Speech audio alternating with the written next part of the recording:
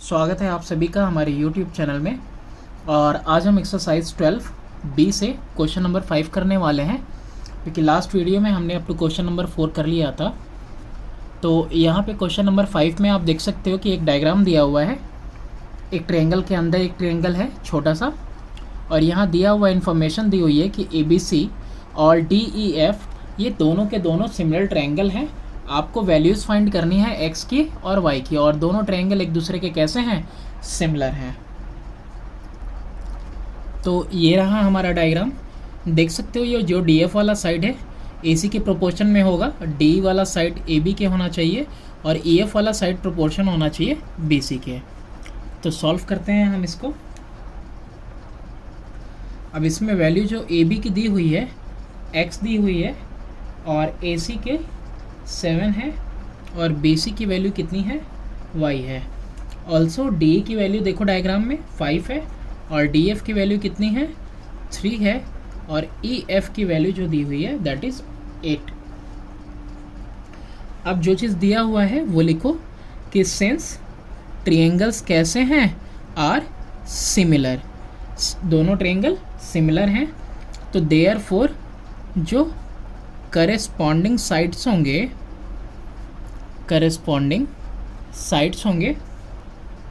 वो कैसे होंगे, आर प्रोपोर्शनल। तो डायग्राम देख के तुमको लग ही रहा होगा, देयरफॉर ये जो AB है ये AB अपॉन में DE होना चाहिए। ऑल्सो AC अगर लिया है तो उसके नीचे DF होना चाहिए, और लास्ट वाला BC अगर लिया हुआ है हमने तो नीचे क्या होना चाहिए, EF होना चाहिए।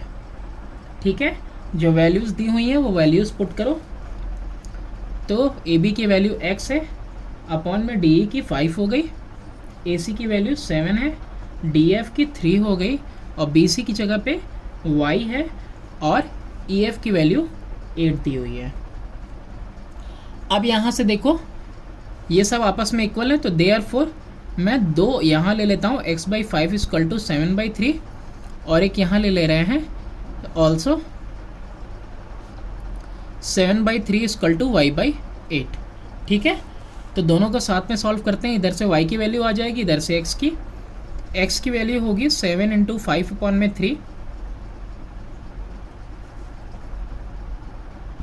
और यहाँ पे y की वैल्यू कितनी हो जाएगी, 7 × 8/3।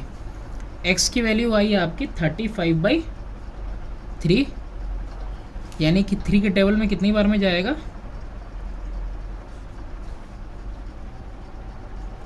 आपका 11 3 जा 33, 2/3।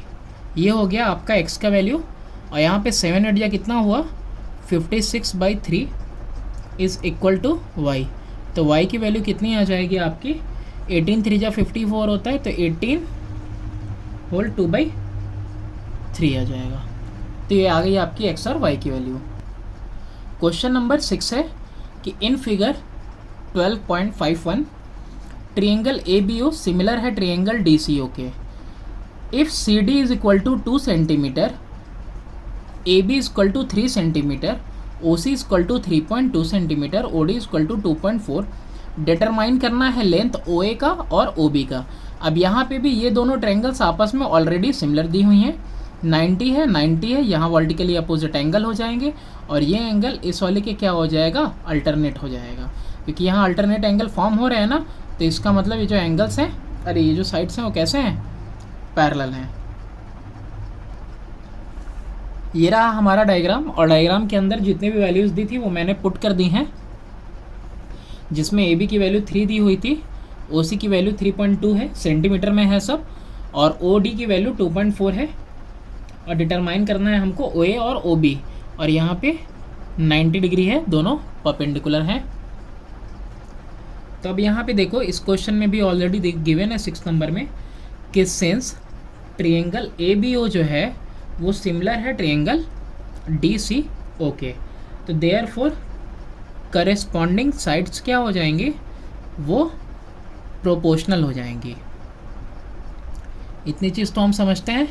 तो अब यहाँ पे देयरफॉर साइड्स लिखेंगे ए बी, ये वाली जो साइड है ए बी, इसके अपॉन में सी डी ही आएगा। ऑल्सो यहाँ पे ए ओ अपॉन में साइड कौन सी आ जाएगी, ओ डी आ जाएगी, और ये बी ओ अपॉन में कौन सा आ जाएगा साइड, ओ सी आ जाएगा। अब सारी वैल्यूज़ जब हम पुट करते हैं तो यहाँ पे 3/2 आता है। ए बी की वैल्यू 3 है और इसकी 2, ए ओ की वैल्यू ए ओ रहेगी और यहाँ हो जाएगा आपका 2.4 ओ डी की जगह पे। बी ओ की वैल्यू की बात करें तो बी ओ हमें फाइंड करना है और ओ सी की वैल्यू ऑलरेडी है 3.2। ठीक है, अब यहाँ पे आप आराम से निकाल सकते हो। देखो, इसको फर्स्ट वाले को इसके साथ ले लो और फिर फर्स्ट वाले को ही लास्ट के साथ। तो therefore 3/2 is equal to A O upon 2.4 कर दिया। ऑल्सो 3/2 इक्वल होगा किसके, बी ओ अपॉन में 3.2 के। अब ऐसे क्या है ना, एक साथ आ जाएगी आपके पास दोनों वैल्यूज़। तो यहाँ पे ए ओ की वैल्यू कितनी हो जाएगी, 3 × 2.4 अपॉन में 2, और यहाँ पे आपका बी ओ का वैल्यू कितना हो जाएगा, 3.2 इधर मल्टीप्लाई होगा इंटू 3 अपॉन में 2, 2 1 ज़ा और ये 1.2 से 2 1 ज़ा और ये 1.6। बी ओ की वैल्यू 16 3 × 48, बीच में लगेगा डेसिमल सेंटीमीटर में, और ए ओ की वैल्यू 12 3 × 36 यानी कि 3.6 सेंटीमीटर, बीच में डेसिमल लग जाएगा। बात करते हैं अब क्वेश्चन नंबर 7 की। तो ये जो फिगर है 12.52 नेक्स्ट पेज पे है।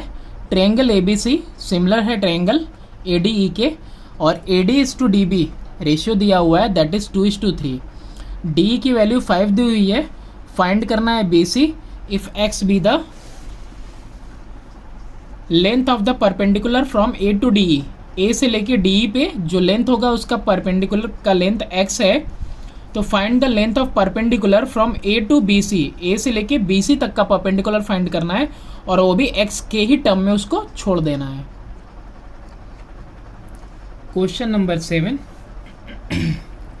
जो डायग्राम दिया हुआ है उसको ड्रॉ कर लो आप। लाइन है पैरेलल।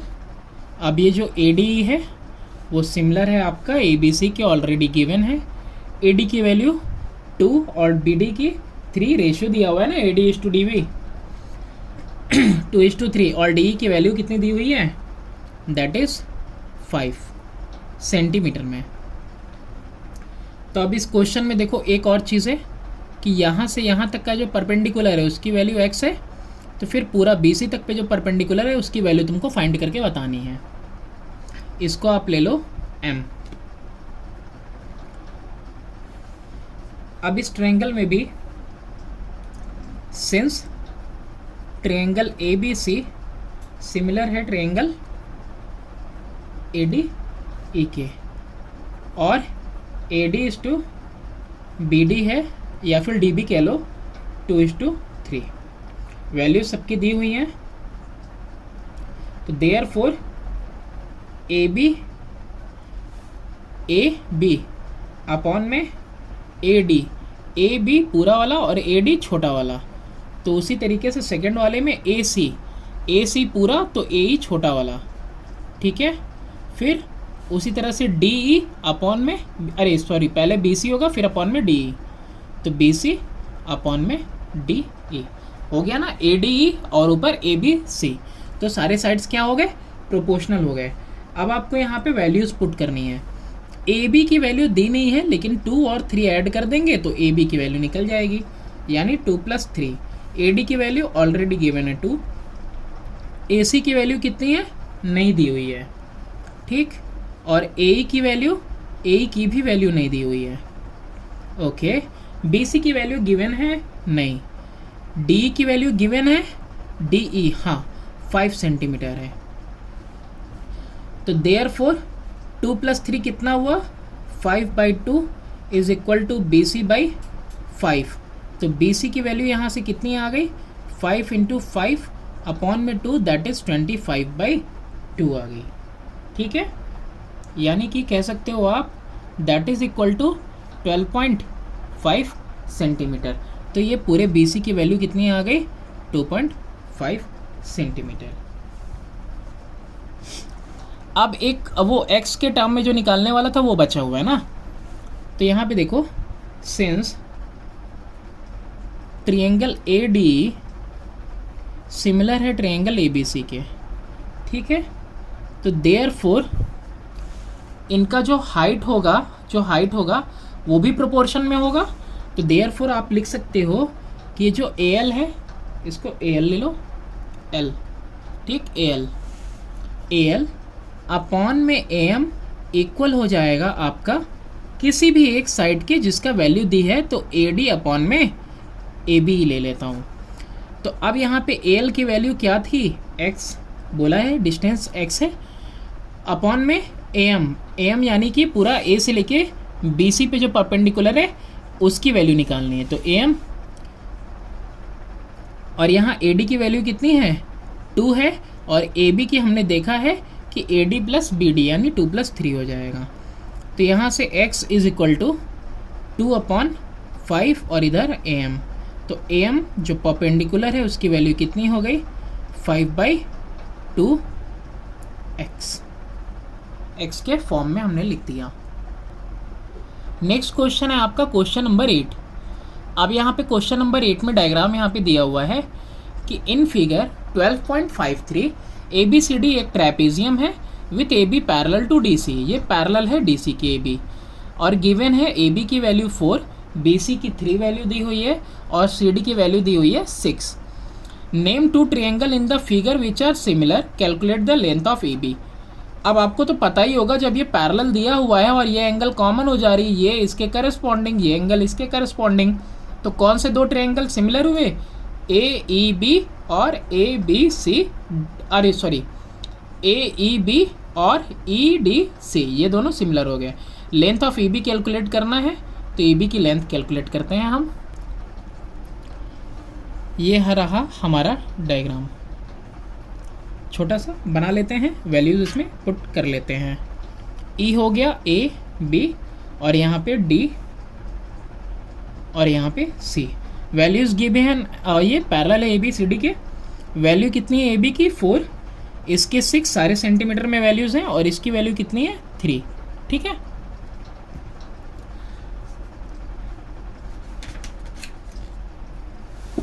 अब यहाँ पे in triangle EAB and EDC, अभी क्या है ना, डायरेक्टली लिख देंगे तो दिक्कत होगा, ठीक है, तो डायरेक्टली हम नहीं लिखेंगे।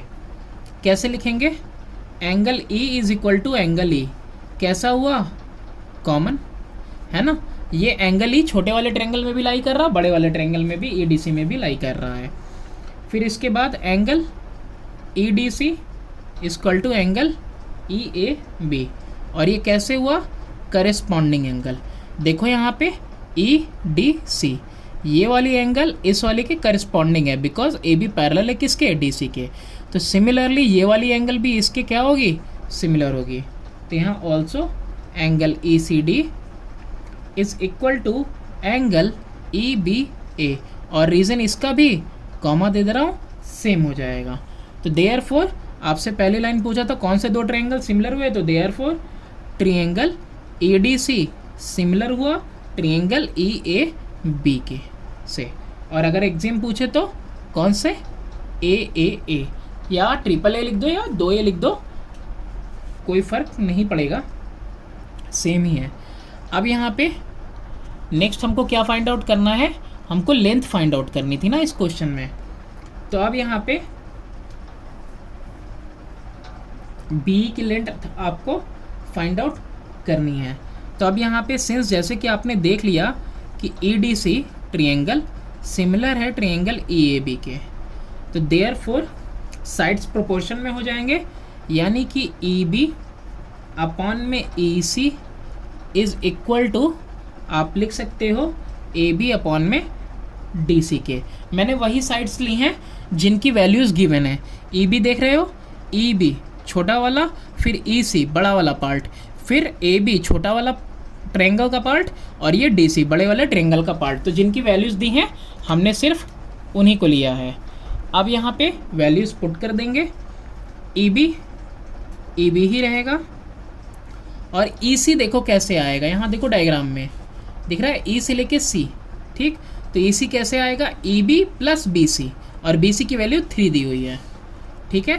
तो यहाँ पे ई बी कितना आ जाएगा आपका, अरे ई सी आएगा आपका E B plus B C equal to A B upon में डी सी। अब यहाँ पे ये ई बी हो गया अपॉन में E B plus B C की वैल्यू कितनी है 3, ए बी की वैल्यू कितनी है 4, डी सी की वैल्यू कितनी है 6, 2 2 जा 2 3 जा, ठीक है। फर्दर स्टेप बगल में कर रहे हैं, यानी कि B E B into 3 equal to 2 multiply होगा ई बी प्लस 3, तो यानी कि 3 ई बी या बी भी कह सकते हो, और तुमको ऐसे तो बी दिया हुआ है, is equal to 2 E B, E मैंने पहले लिख दिया तो पहले ही रीड कर रहे हैं, 2 3 जा 6, 2 से मल्टीप्लाई हुआ ई बी में और 2 से 3 में, तो 6। तो यहाँ से कितना आ जाएगा 3 ई बी माइनस हो जाएगा 2 ई बी इधर, और ये वैल्यू कितनी आएगी 6, तो E B is equal to 6, या फिर कह सकते हो b इज इक्वल टू 6। तो b की वैल्यू कितनी आ गई आपके पास, b की वैल्यू 6 आ गई, या कह सकते हो ई बी की वैल्यू, ठीक है। क्वेश्चन नंबर 9 है आपके पास यहाँ पे, a man of height 1.8 metre is standing 5 metre away from a lamp post and observes that the length of his shadow is 1.5 metre, find the height of the lamp post. अब यहाँ पे करना क्या होगा ना, आपको पहले एक डायग्राम बनाना होगा, ठीक है। क्वेश्चन को हम डायग्राम से समझते हैं, तो चलो फिर जल्दी से एक डायग्राम बनाते हैं हम। और डायग्राम में देखो ये रहा हमारा लैम्प पोस्ट, ठीक है, काफ़ी थोड़ा लंबा लेंथ का ही बनाना होगा। ये रहा लैम्प पोस्ट, और इसके सामने में एक आदमी खड़ा है, और उस आदमी की हाइट 1.8 मीटर है। तो यहाँ मैंने आदमी को खड़ा कर दिया 1.8 मीटर का। अब जाहिर सी बात है लैम्प तो ऊपर ही लगा रहेगा, लैम्प पोस्ट है, तो अब इसकी परछाई जो है ज़मीन पे आ रही होगी, ये रही होगी इसकी शेडो, ये परछाई। और ये जो शेडो है ना, इसका लेंथ है तुम्हारा 1.5 मीटर का।